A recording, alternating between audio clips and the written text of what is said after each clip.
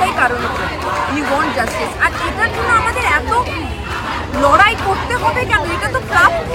পশ্চিমবঙ্গের আরজিকর মেডিকেলে কর্তব্যরত অবস্থায় তরুণী চিকিৎসককে ধর্ষণের ঘটনায় উত্তাল ভারত।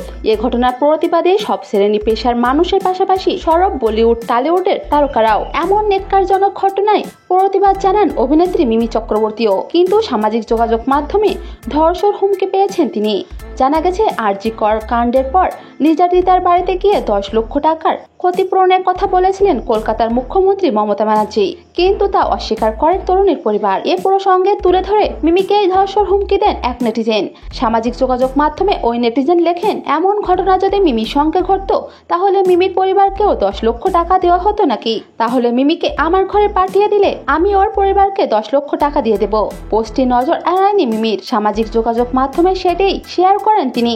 পাশাপাশি কলকাতার পুলিশকে ট্যাগ করে ক্যাপশনে মিমি লেখেন, আমরা কি এই কারণেই লড়ছি। অভিনেত্রী আরও লেখেন, ধর্ষণ হুমকি দেওয়াটা যেন জল ভাত করে ফেলেছে এরা। তারাই আবার ভিড়ের মধ্যে মিশে বলছেন মেয়েদের পাশে রয়েছেন। এটা কোন ধরনের শিক্ষা? আমাকে ধর্ষণ হুমকি নয়, প্রকাশ্য ধর্ষণ করা হয়েছে। প্রসঙ্গত বরাবরই স্পষ্টবাদী স্বভাবের মানুষ মিমি। নানা বিষয়ে নিজের মতামত দৃঢ়ভাবে প্রকাশ করতে দেখা যায় তাকে। একটাই কারণ, উই ওয়ান্ট জাস্টিস। আর এটার জন্য আমাদের এত লড়াই করতে হবে কেন? এটা তো প্রাপ্য।